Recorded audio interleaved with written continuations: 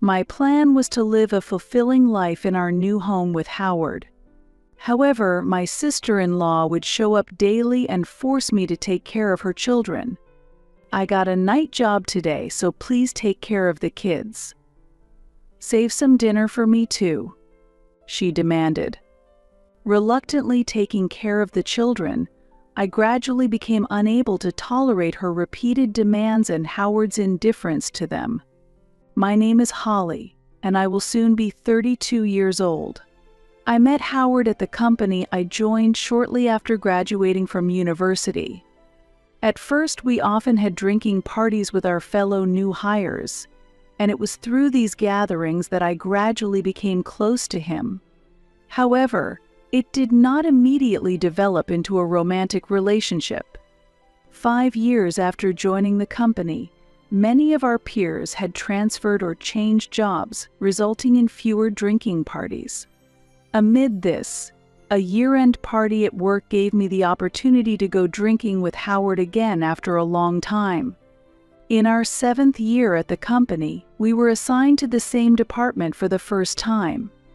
We knew each other's contact information, but we had never met privately. Therefore, it was very enjoyable to meet and have a lively conversation at the year-end party. Taking advantage of the excitement of the occasion and the influence of alcohol, we decided to start dating. We officially framed it as a casual attempt, but in reality, I was quite serious. The truth was that we had not yet met our ideal partners, even after reaching our 30s. At this age, actively seeking new people to meet started to feel bothersome. I no longer participated in matchmaking parties and felt uneasy about using trendy dating apps. In this situation, since I had known Howard for a long time, we were well acquainted and had no need for formalities. Above all, Howard was a trustworthy person and not unattractive. In fact, seeing him again after a long time, he seemed more attractive than before. Even if we ended up breaking up, I could always say that we were just swept up in the moment.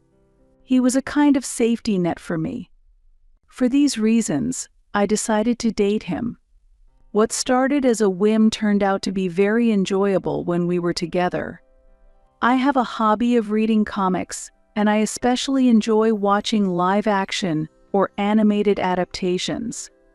On the other hand, Howard's hobby is fishing.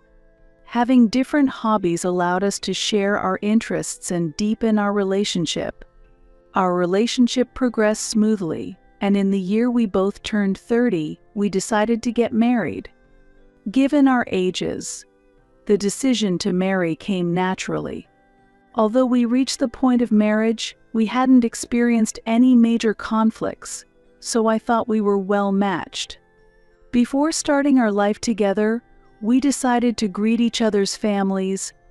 My parents had been eager for me to marry soon, and when I introduced Howard, they were so happy that they cried.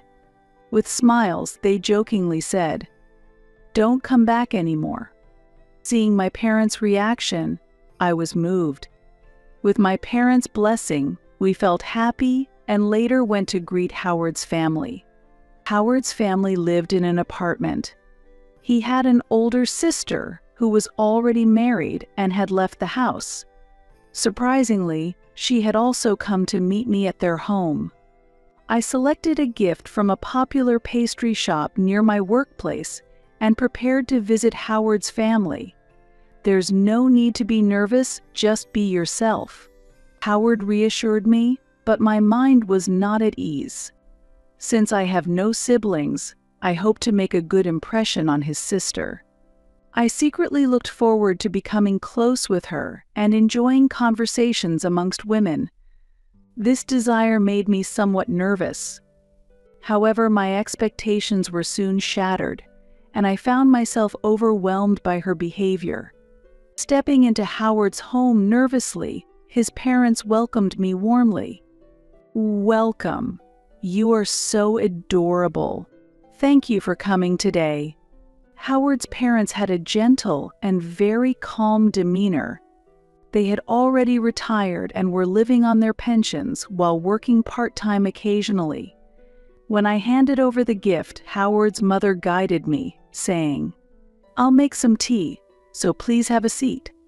While she prepared the tea, Howard's father casually helped her. Seeing this, I hoped that someday Howard and I could become a couple like his parents. At that moment, Howard suddenly said, "Is my sister late again? She can never be on time." Howard's sister had not shown up yet. I hadn't met her yet, but I imagined what she might be like. Being the daughter of such kind parents, she must have a bright personality. Maybe she's carefree, which is why she's late. What kind of person could she be? I'm looking forward to meeting her, but I am nervous. Having received a good impression from Howard's parents, I was even more nervous about meeting his sister for the first time. An hour passed, and Howard's sister was still not there. It's usual for her to be late, but it's rare for her to be this late. She did say she would come today, right? Howard said, looking worried. Yes, I confirmed the time with her yesterday. If she has other plans, she should prioritize those. Howard's mother said, concerned about our schedule. Still, thinking it was a special day with no other plans, we continued to wait for her arrival.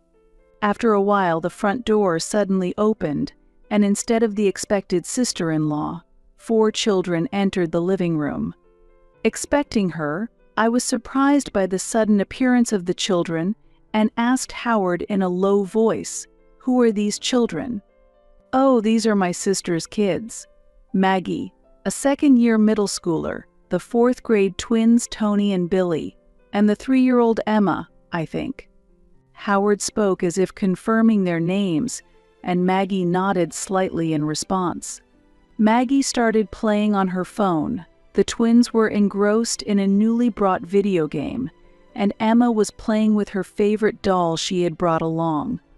Still trying to grasp the situation, I finally saw Howard's sister arrive. However, she was very different from the image I had in my mind. "Sorry, I'm in a hurry. Please watch the kids. I'll be back in about an hour," she said. At that moment, she was dressed in casual sweats and sandals, with her faded blonde hair tied up in a ponytail. "Linda, today is an important day because Howard's fiancé is here," said Howard's mother, but Linda had already left the house. I was simply shocked by Linda's overwhelming presence. Howard laughed and said, "I'm really sorry. My sister is always like that, but with 4 kids to raise, she tends to forget her schedule. I can't imagine the busyness of raising children since I have no experience, but I feel like she shouldn't forget such an important day." However, I couldn't actually say those words, so we just waited for Linda to return. Linda said she would be back in about an hour, so I wanted to make sure to meet and greet her properly. "I'm sorry for the trouble," Howard's mother apologized. Meanwhile, the children were completely at ease, as if they were at home, each absorbed in their favorite activities. I thought it was a great opportunity to get close to Linda's children, but the atmosphere was not conducive. Maggie was focused on her phone with her earphones in. The twins were loudly engrossed in their game, and Emma was playing alone with her doll, leaving no opportunity to talk to her. Thanks to the children, the house was always full of energy. According to Howard's parents, Linda often left the children at home when she had errands to run. Living in an apartment, they told the twins to be quiet, but they rarely complied, making childcare difficult for the elderly parents. An hour passed and Linda still hadn't returned. Eventually, she came back after 3 hours. "Is there anything to eat?" "I'm hungry," Linda said, starting to eat the sweets I had brought without a word of apology for making us wait. "These are the sweets that Holly brought," Howard's father mentioned, and finally, Linda looked at me properly. At that moment, I stood up and introduced myself. Then, Linda looked me over from head to toe. Noticing that I was feeling a bit uncomfortable under her gaze, Howard proudly said, "Oli, who will be my wife, chose that dessert. It's from a well-known shop, so it should be delicious, right?" The dessert I chose was pudding, and my sister-in-law was holding a nearly empty cup of it in her hands. After she responded with "I see," she took out her phone and started searching for something. There are a few reviews, but it doesn't seem to be rated very highly," she said, enjoying the pudding while complaining about the shop's ratings. Then she asked the next question. "Did everyone get this pudding?" The children began checking if they had received the pudding I brought. Of course, no one had. I hadn't prepared desserts for all 4 children. Feeling awkward about the situation, I reflexively responded, "I'm sorry. I didn't know you had children." It seemed my casual remark had offended my sister-in-law. "What? Are you saying I can't take care of my kids?" I had tried to convey that I didn't know she had 4 children, but it didn't come across well. "Calm down. Holly didn't know you had children and didn't expect them to come," Howard intervened. Howard's intervention seemed to calm her down a bit. My initial desire to get close to my sister-in-law faded away with her unexpected attitude. In fact, I decided I'd only do the bare minimum necessary to maintain the relationship with her. At that moment, Howard's mother made a suggestion. "We've kept you waiting. Dinner is on us tonight." Just as I was considering going home, my thoughtful mother-in-law invited me to dinner. Of course, I couldn't refuse such an offer. Howard's parents ordered a luxurious steak meal for us. What was supposed to be an enjoyable meal turned into a tense atmosphere due to my sister-in-law's behavior. This is the last time the daughter-in-law will be treated as a guest. Don't think you can come here and relax. My sister-in-law, in high spirits from drinking, gradually became stricter in her attitude towards me. Howard's parents comforted me by saying, "That's not true," but they seemed a bit saddened. Next, I was told, "Getting married at 30 means you should have children soon, or it'll be a late childbirth. Having only 1 child is lonely, so you should have siblings." Linda boasted about having Maggie when she was young, at the age of 40. That day, she had gone out for beauty maintenance, including eyelash extensions and nail care. Her outfit for the day was in relaxation mode, but she mentioned there are days when she does full makeup. Perhaps due to the alcohol, Linda continued talking endlessly about things I hadn't asked. With each word, I grew more resentful towards her. After somehow getting through the first meeting, the next month we began our life together. We dreamed of owning our own home, but eventually I moved into Howard's house. Life with Howard was progressing smoothly, but the only concern was taking care of Linda's children. Linda would show up unexpectedly, leaving the kids at our house and then disappearing somewhere. Howard was used to his sister's visits and welcomed the children without concern. Feeling dissatisfied with this situation, I said to Howard, "Please tell your sister to inform us before coming over." "I've told her, but that's just how she is. The kids are fine, so please be more understanding," Howard responded. According to Howard, Linda was actively job hunting for a full-time position and wanted to become financially independent for her children's sake. On days when she had interviews, she would come dressed appropriately and leave the children with us. Howard said the kids were always able to entertain themselves and didn't need constant supervision. However, that's not the real problem. We also have our own plans, and having someone show up without notice is very inconvenient. What's more problematic is that Linda often doesn't come to pick up the children at the promised time. Howard defended her, saying, "She's tired from looking after the kids every day. She's just taking a little break after job hunting." But I couldn't accept that. If she could keep her promises, that's what I would like her to do. In the end, my dissatisfaction with this situation continued to grow within me. Still, a year later, we decided to move to a new house. The house we built was a spacious 7-bedroom house, anticipating our future family plans. With plenty of rooms, we even included a hobby room and a walk-in closet. Excited about the move, we prepared and started our new life. We completed the move without informing Linda of our new address. This was because I didn't want her to frequently leave her children with us. Reluctantly, Howard accepted my decision. However, a month after moving into our new home, an unexpected visitor arrived. Linda and her children suddenly showed up. "What a lovely house." "We came to celebrate," she said as they entered one by one. They spread out the food and drinks they had brought on the table, and Linda immediately started drinking. Then she said, "I pressed the intercom, but there was no response, so I went to our parents' house. I was surprised to find a notice of your move. If you're living in such a nice house, you should have told me." It seemed Linda was planning to leave her children with us again.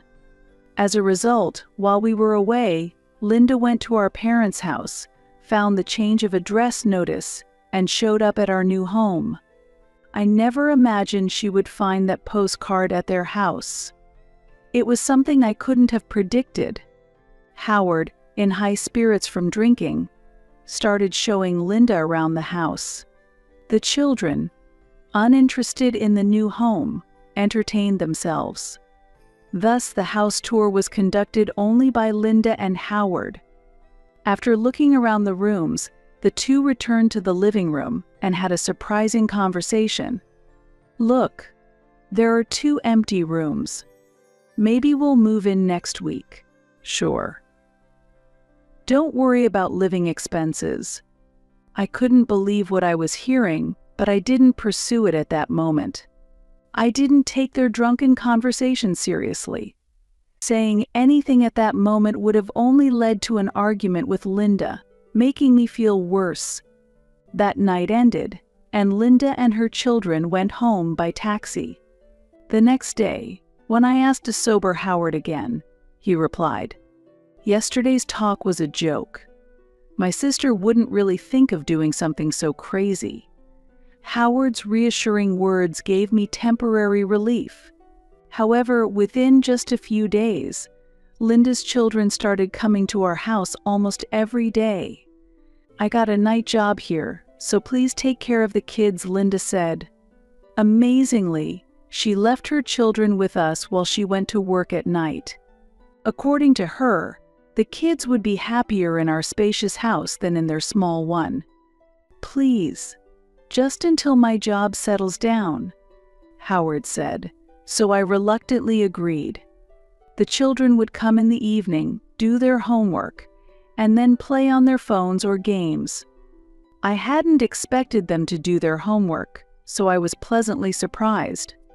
Maggie was fascinated by my comic collection room, and the twins were engrossed in games.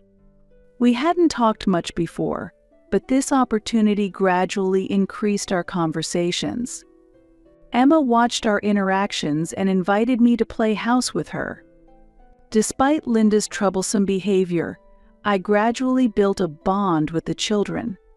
However, my continued tolerance led to even more intrusion by Linda. Previously, she would send them over after dinner, but now she sent them without any food. As a result, I ended up taking care of their meals without any reimbursement from her. Moreover, Linda would arrive well past the promised time and brazenly ask, "Save some dinner for me too." As my bond with the children deepened, Linda's late arrivals became more frequent. Seeing Linda wake the sleeping children to take them home, I felt sorry for them. So at some point, I decided to let Linda and the children stay over. About a month after their daily visits became routine, Linda arrived with large luggage, announcing her intention to stay for an extended period. Everyday drop-offs and pickups are tough, and the kids have grown attached to you, she said. I was startled by the sudden announcement of cohabitation, but Howard remained unperturbed, casually accepting the suggestion, saying, "They're practically family now." He then led Linda to the available room. This situation made my temperature rise and anger surged within me. "We're sorry for the suddenness, but if it's a bother, we'll leave," the kids said. These words came from the children, who showed far more understanding than their mother. Hearing such words, I had no choice but to let them stay. I decided to observe the situation for a while. Linda started leaving the house at night and returning in the early morning. I ended up not only taking care of the children's meals but also Linda's, without any compensation for the food expenses. While the children were indeed lovable, I was reaching my limit.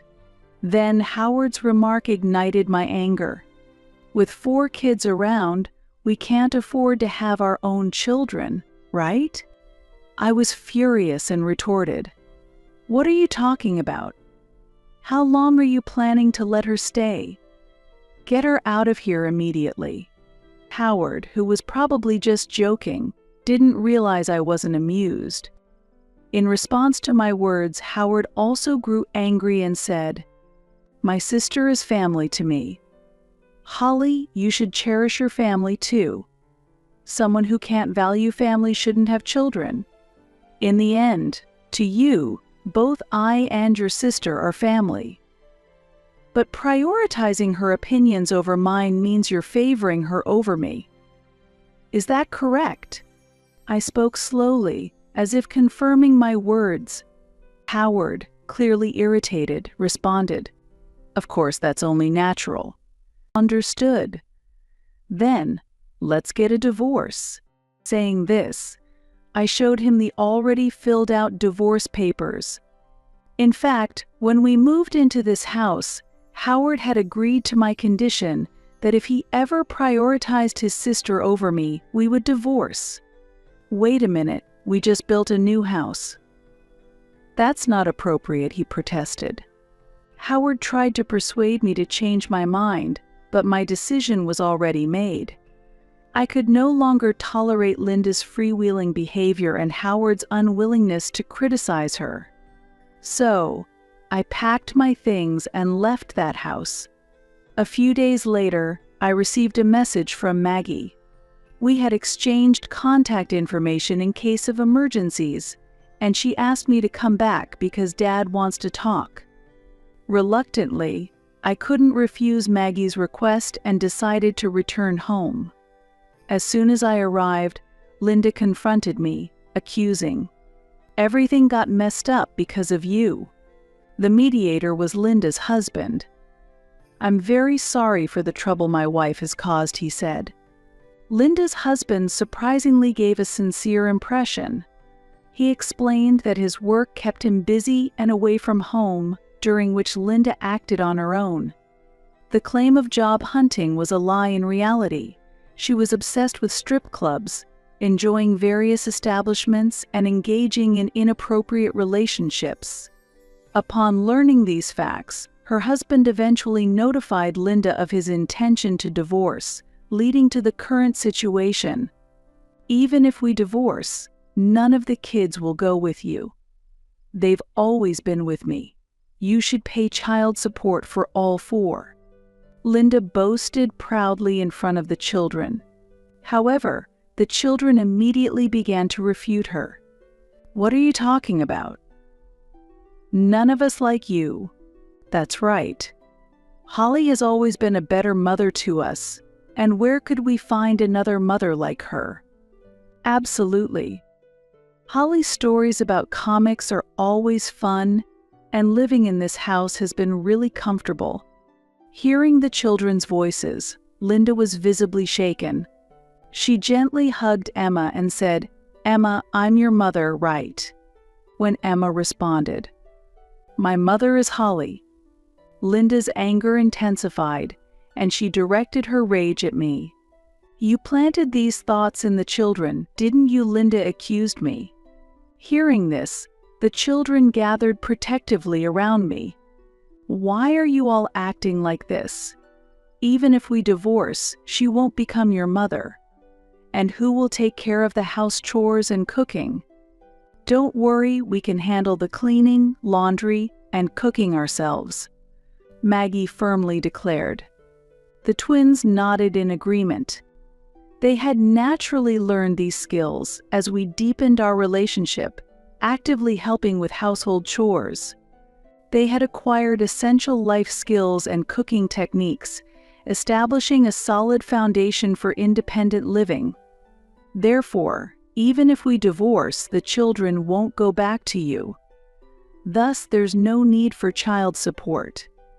Moreover, you should make a proper apology for your infidelity, Linda's husband stated. "Do something, Howard," Linda demanded. Howard, who had been tense and silent for a long time, suddenly found himself drawn into the conversation, unable to hide his confusion.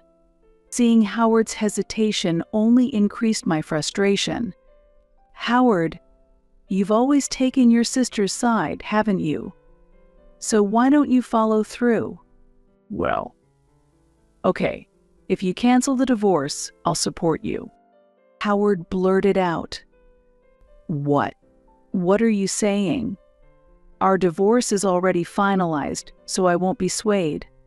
I was shocked by Howard's arrogant attitude. Linda, equally frustrated, retorted, "What? You're completely useless." Seeing no reason to stay in such a situation, I quietly left the house while Howard and Linda argued intensely. Linda ultimately failed to obtain custody of any of the children, and the divorce was finalized.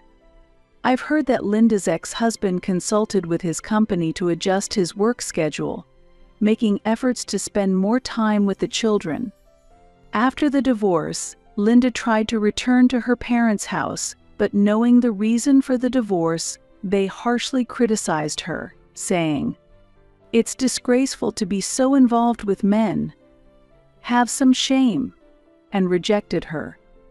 As a result, she became even more engrossed in the nightlife, becoming obsessed with strip clubs. In the process, she accrued a large debt from unreliable sources and now works tirelessly to repay it. However, since customers without money were not needed, I heard that she eventually got banned from those clubs. On the other hand, my divorce from Howard was finalized without any issues. We used to work at the same company, but since Howard had transferred a few years ago, our divorce did not spread at the workplace. This ensured my position at work remained secure. Afterward, they transferred the newly built house we lived in during our marriage to me. When I informed my parents about the divorce, they were indeed disappointed, but since I had my own house, I didn't have to return to live with them. Although I need to repay the mortgage, as long as my current job continues, I should be able to manage. Living alone in a spacious house sometimes makes me feel lonely, but the occasional visits from Linda's children bring joy to my daily life. Maggie and the others often say, "I wish Holly could be our real mother. But for now, I am enjoying my single life and plan to continue this way for the foreseeable future." Even though you've been freeloading unemployed for so long, you're so cocky. Get out. Don't think you can live this luxuriously forever. As I lifted my face from the laptop I had been working on at the dining table, a sharp pain shot through my neck. "Ouch, that's hot," I cried out, turning around to find my mocking mother-in-law holding a hair iron. I remembered she had been preparing to go out in the washroom earlier. Now, she was pressing that hair iron against my neck. So even a parasite like you feels heat. I was just testing how thick-skinned you are. You're completely useless, yet you live such a luxurious life. But I do work hard. Why are you treating me so terribly? You call that working?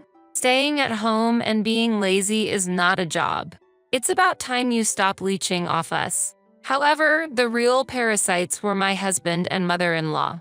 I was the one paying the $5,000 rent, living expenses, and allowances for both of them. Despite that, I wondered why I had to endure such treatment. I've reached my limit. Leave this house immediately.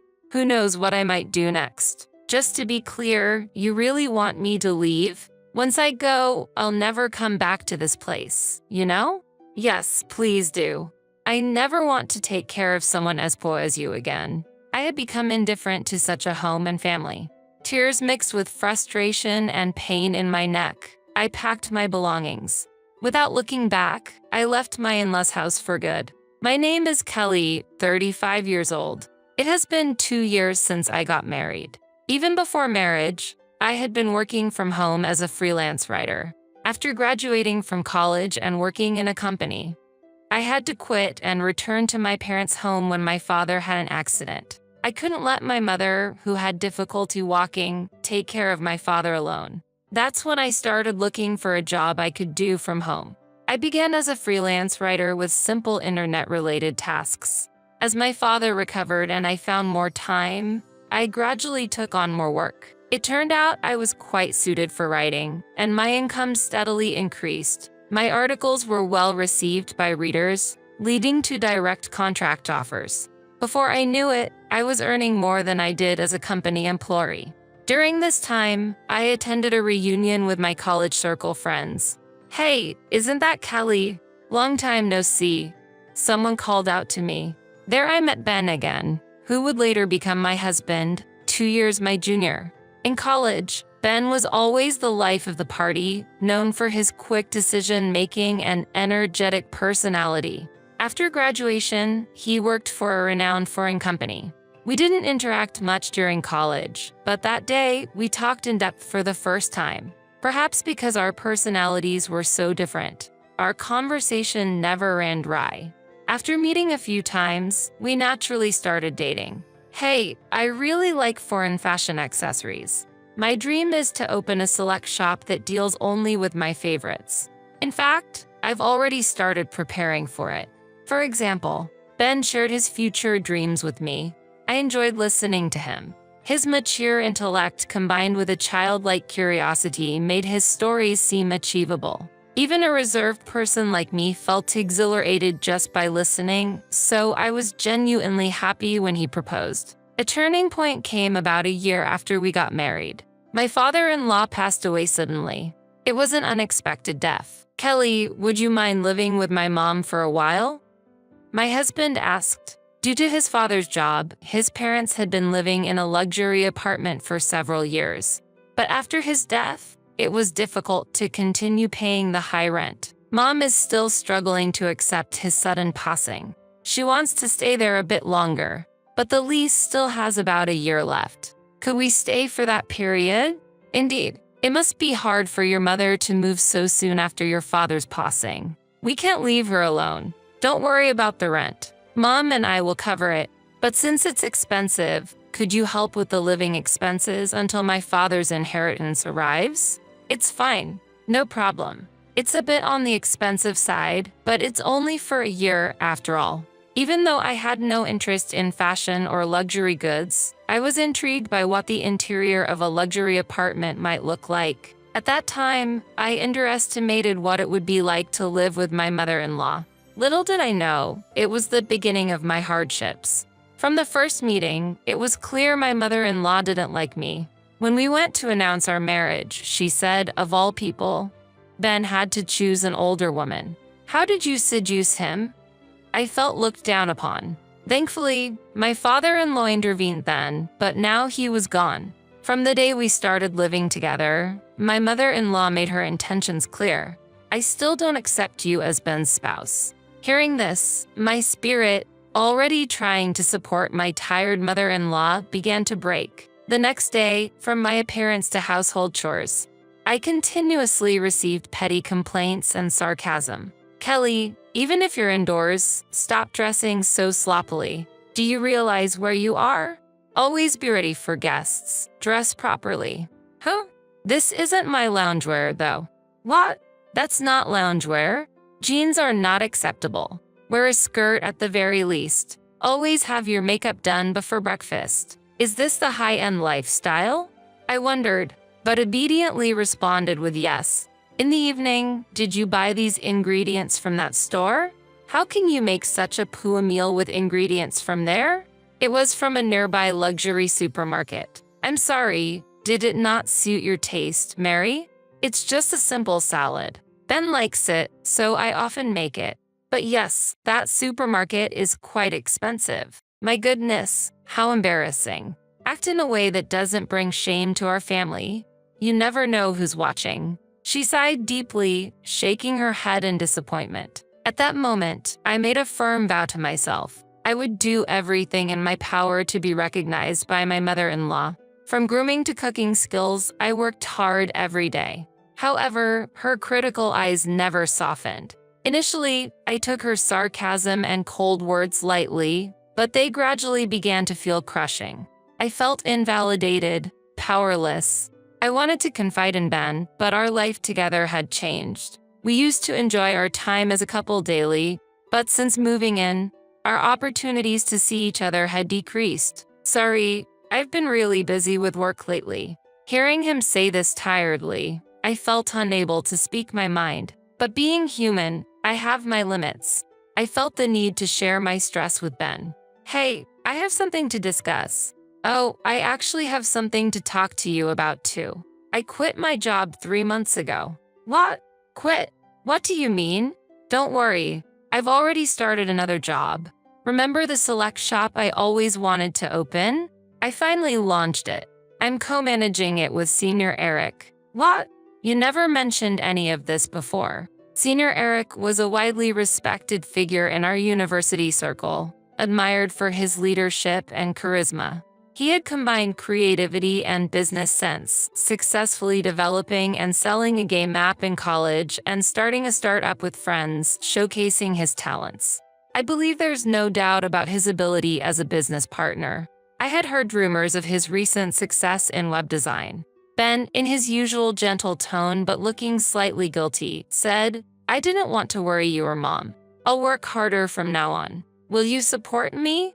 I was moved by his words, yet hesitant. I'll support you. But it was then Ben brought up an unexpected request. Thanks. So, about the rent for this house, can you cover all of it? I felt a mix of surprise and confusion. What? But weren't you and your mother supposed to split the rent? It's impossible for me to pay it all by myself, especially since I'm already covering the living expenses. My heart was filled with anxiety. Ben looked at me earnestly and pleaded, Please, Kelly. This has always been my dream. It's taking longer than expected to turn a profit. That's why I want to invest more in advertising. I'll definitely get this business on track before we leave here. I need your help to do that. Moved by his passion and earnestness, I couldn't refuse. I could afford the rent with my income, and fortunately, we had some savings. More importantly, I had never forgotten the day I chose to marry him, sharing and empathizing with his dreams and passion. If you say so, I understand, but only until the lease on this rental ends. Also, I want to know more about the store you're running. Of course, thank you, Kelly. Ben said and showed me the website of his select shop. I was impressed by its charm. Is there anything I can help with? I offered, but Ben firmly declined. I want you to focus on your work. And please, don't tell my mother about this. I don't want to worry her unnecessarily. With this new development, thoughts of my mother-in-law completely left my mind. I wholeheartedly wanted to support Ben's business, but the amount I had to pay each month only increased. Gradually, managing the entire household budget, financially aiding my husband, and even giving an allowance to my mother-in-law became my responsibility. My only wish was for the rental contract to end quickly. Kelly, could you put off your computer work for a bit and do some cleaning? Since you're staying here, you should be more proactive with the household chores. My mother-in-law said. I hurriedly replied, Oh, I'm sorry, Mother. I'll start as soon as I finish this job. This is your job?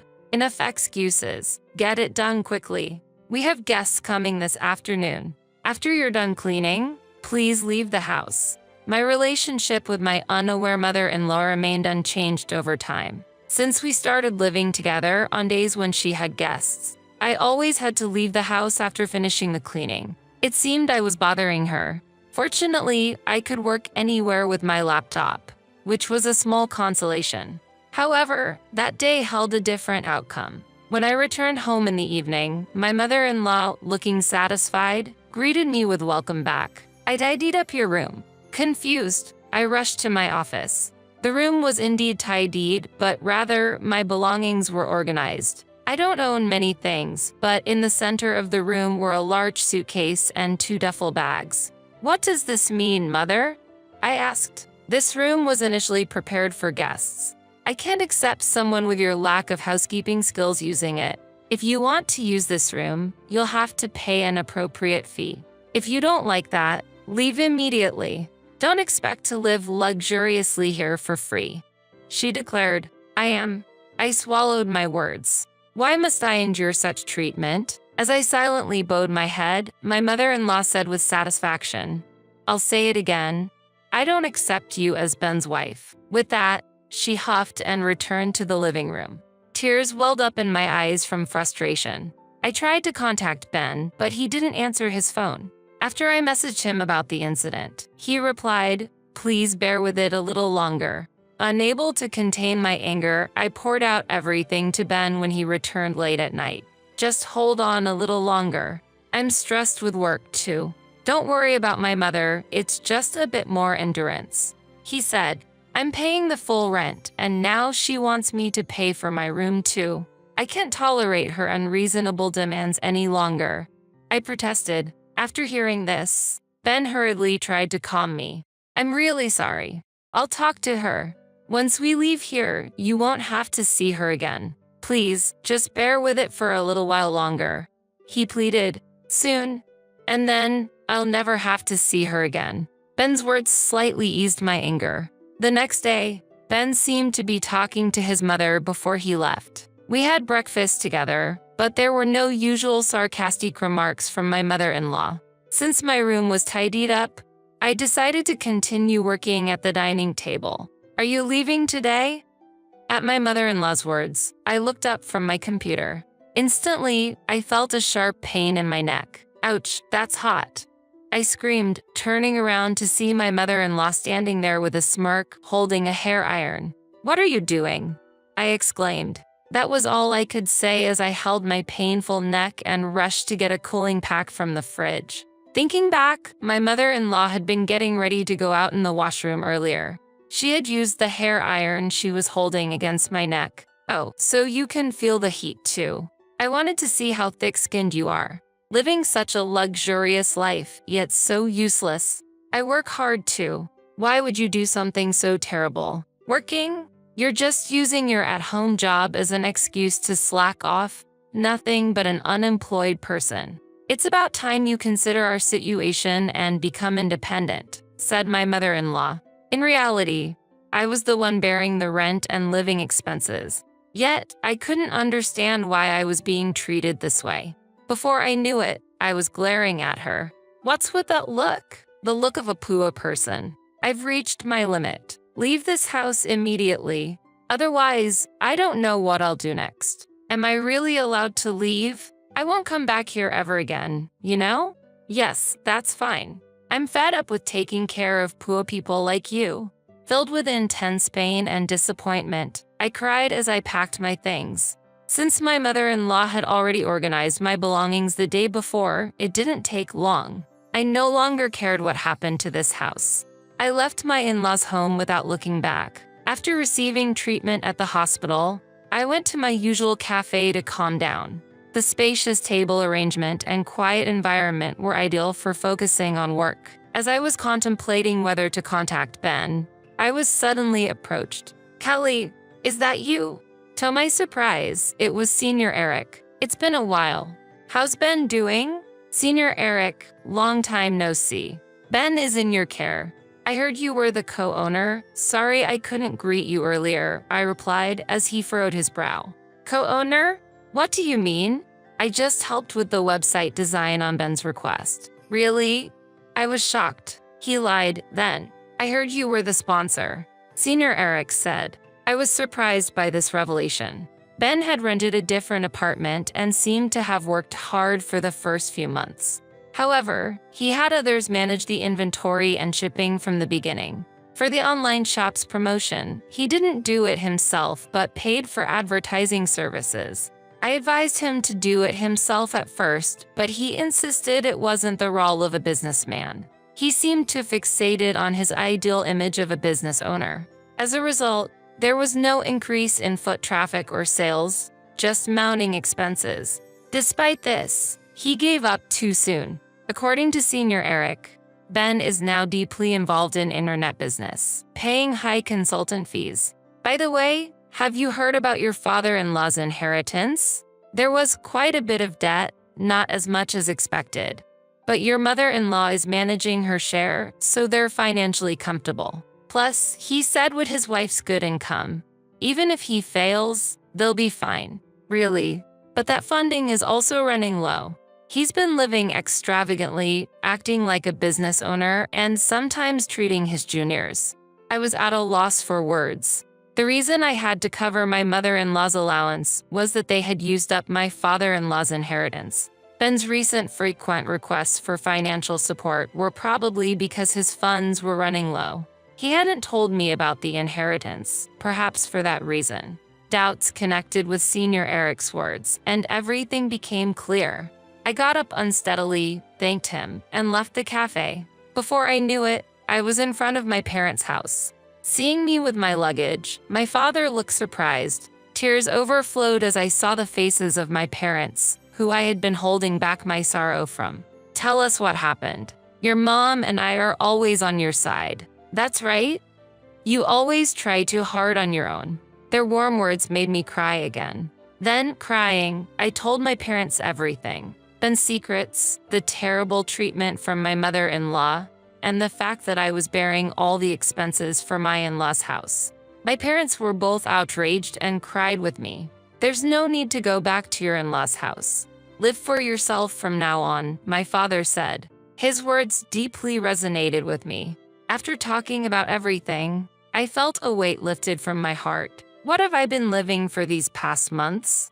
The only message from Ben was a short one asking, "Where are you now?" After that, I received several similar messages. After ignoring several similar messages, his attempts to contact me stopped altogether. To Ben, my existence must have been just that insignificant. More than sadness, I felt a firm resolve. Just having a meal with my parents, I could feel the warmth of a family. Maybe what I had been seeking was such simple moments of happiness. While staying at my parents' house, I gradually felt like I was regaining myself. About 2 weeks later, Ben called, probably because the rent payment was due. "Kelly, where are you? Have things calmed down with Mom? She feels bad about it. Aren't you coming back soon?" I'm at my parents' house now. I plan to live here from now on. Your mother said she's tired of taking care of a poor person like me, and I'm not going back. Let's get a divorce. Wait, why divorce? If living with Mom is the problem, let's talk it out. I'm coming to pick you up. Let's talk in person. Why should we talk now when there was no contact before? And how's your business? After that question, there was a moment of silence. Actually, I'm seeking advice from someone knowledgeable in business. There might be a big plan realized next month. That's it. Let's go look for a new place to live before that. Ben said, "Don't change the subject. You haven't told me anything important. That's why I don't want to talk anymore. I'll write the divorce papers and send them to you," I said and hung up the phone. However, that night, Ben suddenly appeared at my parents' house. I talked to him through the gap in the door with the chain on. "Kelly, please don't be mad. Let's go back. Mom feels bad about it. Come on, stop sulking." Sulking? I was kicked out of the house by your mother. Don't take it seriously. Not take it seriously. Did you know why I left the house? Your mother pressed a hot hair iron against my neck and burned me. I don't know what else might happen, and there's no way I can go back. I brushed back my hair to show him the burn mark on my neck. Did Mom really do that? I'm sorry, I didn't know. Why didn't you tell me? Mom told me it was just a simple fight. I'm really sorry. Are you okay? A simple fight? His flippant words made my anger boil over. I had planned to decide on a divorce without facing him, but my indignation overflowed. I felt the same anger towards both my husband and mother-in-law. I thought of blaming them thoroughly. The outrage in my heart seemed to burn. Anyway, I'm not coming back. You should go home too. I'll contact you again tomorrow. Really? Will you actually contact me? I can't accept a divorce without even discussing it. If you don't contact me, I'll come back tomorrow. Ben said this and left. I prepared and arranged to meet with Ben and my mother-in-law 3 days later in the afternoon. The place for the discussion was a cafe restaurant on the 30th floor of a luxury hotel. On the day, I dressed in a high-end brand dress, revealing my neck and styling my hair up. My mother-in-law looked displeased at the sight of me. Thank you for gathering today. I have reserved afternoon tea, so please enjoy it. I smiled at my mother-in-law and Ben. Ben seemed a bit relieved at my calm demeanor. Soon, tea and small appetizers were served at our table. Before we started eating, my mother-in-law began to speak to me. Kelly, I'm truly sorry about last time. I was wrong. Ben scolded me harshly. You'll forgive me, won't you? I didn't respond immediately and quietly continued eating my appetizer. Then, I turned my neck to show the burn scar. I can forgive you. Not until this scar fades. Also, are you aware that Ben quit his job? Ben shook in surprise. My mother-in-law looked at him in astonishment. What? What do you mean he quit? He's been saying he's busy every day. He's busy, right? Now he's an honorable businessman. Wait a minute. Ben panicked. What do you mean, businessman? Did you start your own business? Ben, explain yourself, as my mother-in-law interrogated him. I smiled contentedly while watching Ben struggle to make excuses. At that moment, the tea stand was brought to our table. I enjoyed the delicious-looking sweets while watching Ben and my mother-in-law argue. The view from the luxury apartment was great, but the view from this 30th floor cafe was also special. By the way, Ben, what have you been engrossed in lately? I heard from Senior Eric that you quit the select shop. Is that true? What? How did you? Ben lost color in his face, looking surprised and scared. Meanwhile, my mother-in-law tightly gripped his arm, confused and repeatedly asking, What happened? Why would you do that? I know everything. Ultimately, you were more obsessed with being a successful person than a businessman, right? Despite having no business sense, you just impulsively went ahead and ended up spending all the inheritance your father left, didn't you? Wait, Ben, what does she mean by that? You used up all the inheritance? Could it be? My mother-in-law's voice was full of suspicion and anger. Yes, exactly. Ben has used up all your inheritance as well, right? So our household finances are completely depleted because of Ben. Hey, stop. Don't talk anymore. Mom, don't worry. I'll find a solution. Ben was frantically trying to control the situation. My Ben I believed in betrayed me so much. My mother-in-law's voice was filled with despair, and she leaned back on the sofa in shock. Her expression was clouded with despair, and she seemed unable to say anything more. I continued speaking calmly while pretending to be unaware. Mary, actually, I have been covering all the expenses for the house. Even the allowance you thought Ben was giving you came from my wallet. In addition to that, I've been paying for Ben's expenses while he's been gallivanting around as a businessman. No way. How could that be? Don't worry, Mom. With Kelly's income, we'll manage. Ben's true intentions were revealed. Don't joke. I heard you're getting into another business. We're already at the bottom, spending money and just playing around. Stop it now. My words were a bit harsh, but in that situation, it couldn't be helped. The cafe fell silent, filled with a heavy atmosphere. I finished the tea left in my cup in one gulp and declared, I can no longer take care of you two who are now penniless.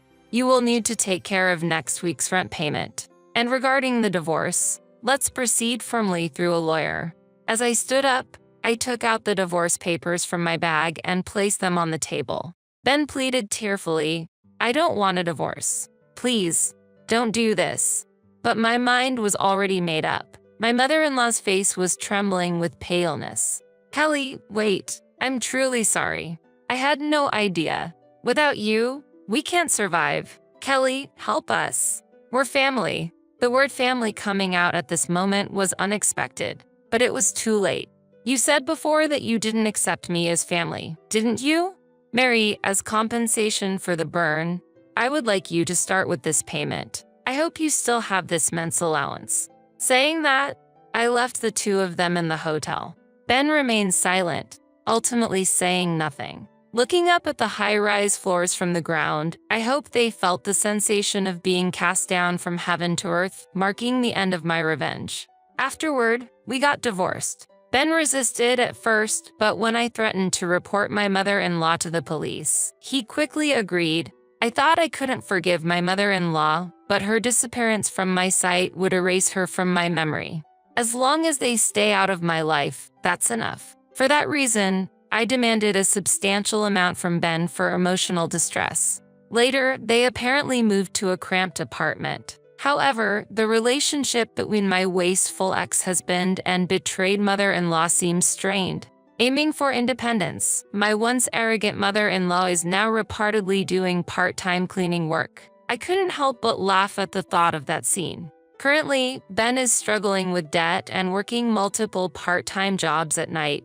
It seems that working as an employee was more suited to his true nature. The active personality of Ben that I once found attractive was, from another angle, just impulsive and shallow foolishness. Living in the luxury apartment and the inheritance from my father-in-law must have revealed his flaws more clearly.